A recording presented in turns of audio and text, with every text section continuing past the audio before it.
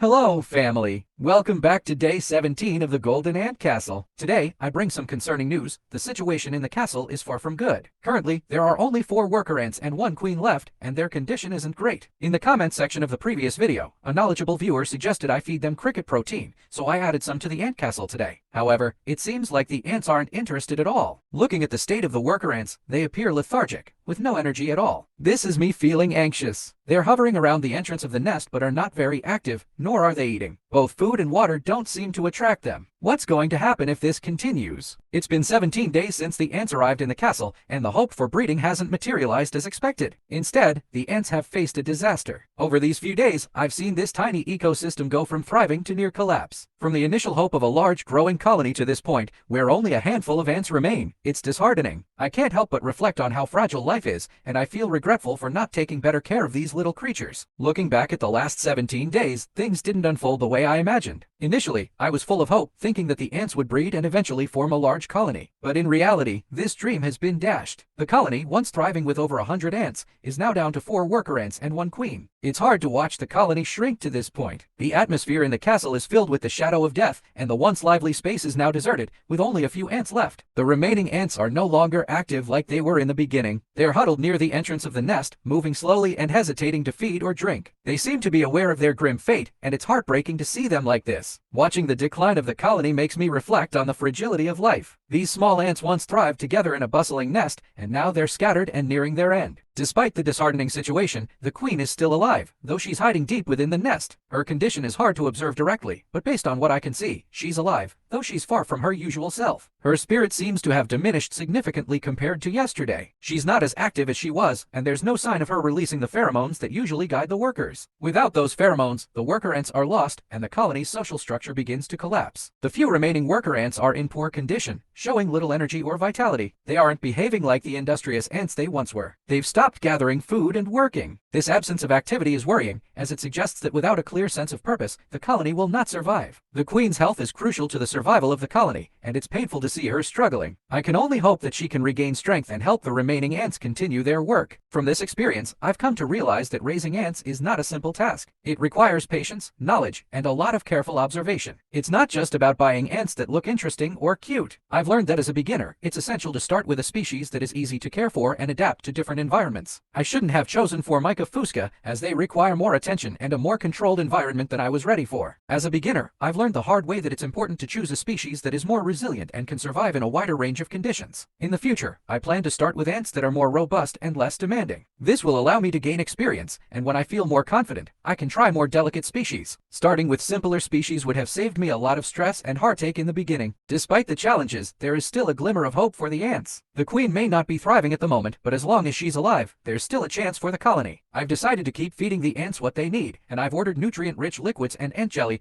hoping they can give the ants the energy they need to survive. These foods are packed with the nutrients that will help the ants regain some strength. It may seem like a small effort, but I'm hoping that it'll make a difference in the long run. The remaining worker ants are a symbol of the colony's resilience. As long as they can hold on, there's a chance for the colony to recover. I've watched these ants struggle, but I've also seen their strength. It's incredible how, despite facing extinction, they still try to stay together, hold on to hope, and continue their work. They are teaching me a lot about perseverance, and it's a lesson I won't forget. Raising ants has been a challenging yet incredibly educational experience. It has taught me about the complexities of life and the delicate balance that sustains it. I've learned that each ant species has its own needs, and they cannot thrive in just any environment. As a first-time ant keeper, I've learned the importance of patience, observation, and proper planning. This experience has shown me that raising ants is a journey, one that requires continuous learning and adapting. Looking back at the ups and downs, I realize that each challenge has made me a better ant keeper. I've made mistakes, but I've also gained a deeper understanding of the care and attention ants require. This experience has been a humbling one, but also a rewarding one, and I look forward to applying what I've learned in the future. The future of the Golden Ant Castle is still uncertain, but I believe in the resilience of the remaining ants. As long as the queen is alive, there is still hope for the colony. If she can recover and start breeding again, the colony could grow once more. The 5 remaining worker ants represent the last hope for the survival of the colony. I'm doing everything I can to help them, and I remain hopeful that, with time and care, they will thrive again. The ants have taught me a lot about life, survival, and community. Their struggles have given me valuable insights into the nature of life and the importance of cooperation and leadership. No matter what happens next, I will continue to support these little creatures and care for them until the end. As I continue to care for the Golden Ant Castle, I am reminded of the resilience of life. Despite all the challenges, the ants have not given up.